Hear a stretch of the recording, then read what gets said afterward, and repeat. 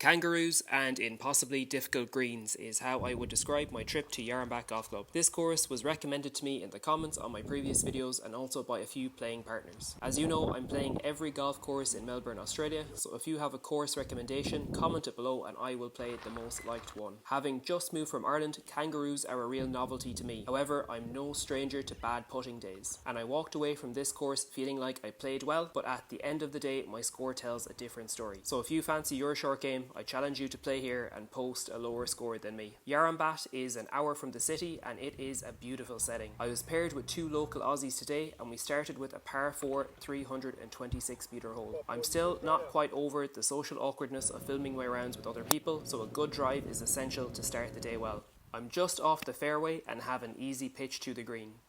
It rolls into the sand and I managed to hit a decent chip out. I'm thinking a standard 2-putt from here should do the job, but the greens are fast and slow at the same time. What should have been a bogey ended up in a double here. Hole 2 is a par 5 448 metres.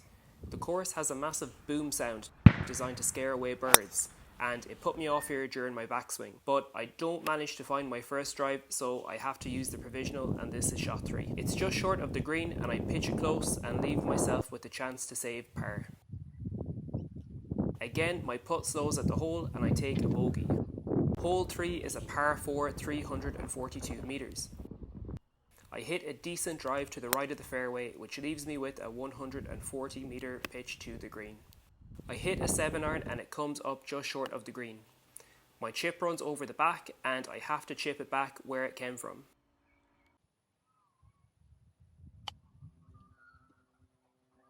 I hit what is probably my only good putt of the day and I managed to sink it for a bogey. Hole 4 is a par 4 320 metres. My drive finds the fairway and I have a pitching wedge 100 metres to the green. I hit the green and I have a 10 metre putt.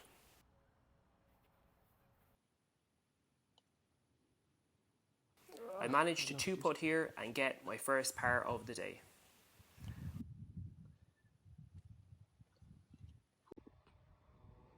Hole 5 is a par 3 171 metres. My 6-iron hits the green and I have a 15 metre putt for birdie. I was getting increasingly flustered with the greens because I literally tapped this one and it ran 10 metres beyond where I was aiming.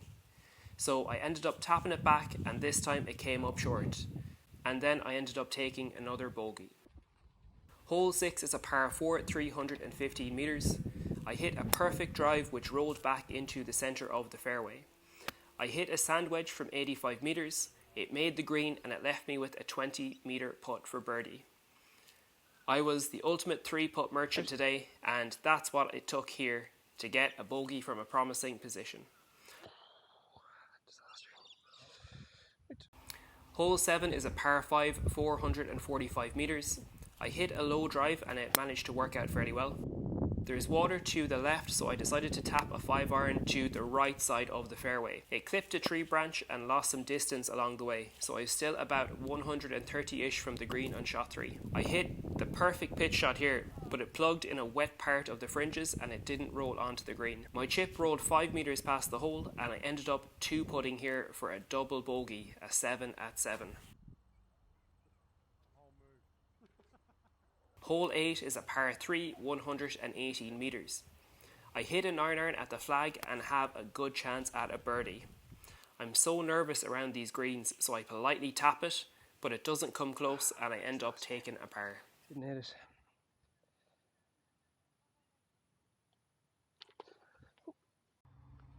Hole 9 is a par 4 377 metres.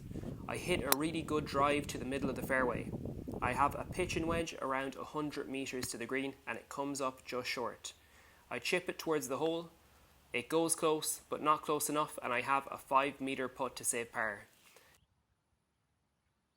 Agonisingly it veers right and I take a bogey to close out the front 9.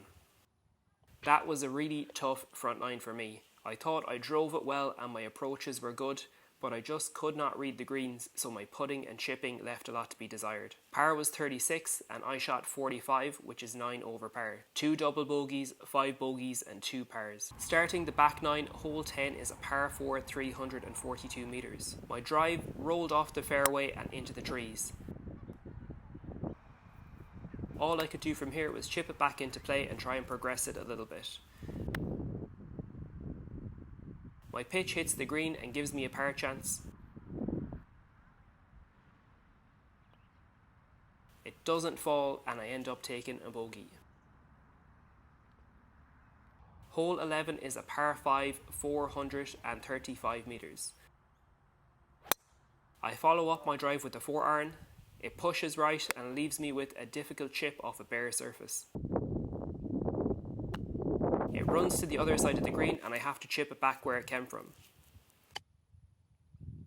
And then the same happens again, it just runs right over the back and I have to chip it from here for par. It leaves me with a tough putt for bogey, and thankfully this time a putt manages to fall. Hole 12 is a par 3, 153 metres. I hit a 7-iron and it lands with the ducks on the green. Thankfully my putt doesn't run too far past the hole this time and I'm able to take par from here.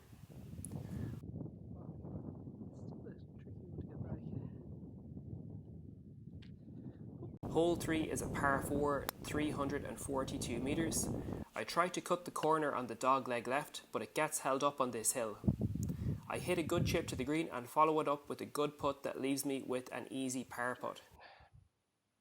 However, there are no easy putts on this course. It veers to the right at the last second and I take another bogey. Hole 4 is a short par 4, 262 metres. I don't catch my drive too well, but it goes straight. I hit a sand wedge to the raised green from around 60 metres and it runs right over the back. I chip it again and this time it runs off the green to the other side and I have a long putt from the fringes. It doesn't reach and it leaves me with a short putt for bogey. This too comes up short and I take a double bogey here. Hole 15 is a 462 metre par 5. I hit a drive to 236 metres and then I hit a 4-iron which drifts to the right and ends up in this crevice. I hit a sand wedge towards the raised green, but it comes up a bit short. I'm a bit distracted by the Kangaroos on this hole and I don't chip it quite as well as I should have. I finally make it to the green in 4 shots and I have a 2 putt for bogey. Hole 16 is a downhill par 3, 163 metres. I hit a 6-iron and it just covers the pond and reaches the edge of the green. My putt is a little bit off kilter here, but the speed is good and it leaves me with a decent putt for par. Hole 17 is a par 4, 356 metres. I get really lucky here because my drive hits a tree to the left of the fairway and bounces back into play. I hit a 4-iron which lays up just in front of this protected green. I chip it over the hills and it leaves me with a long putt for par. It doesn't worry the hole, but it's close enough so I can tap in a bogey. Hole 18 is a par 4, 345 metres. To clear the water to the left is 200 metres and I decide I'm going to go for it, but mostly I'm aiming at the gap to the right. I clear it, but it leaves me in the trees. I decide I'm going to tap a 4-iron out of here so that it stays low and doesn't touch any of the branches, and it ends up just to the back of the green.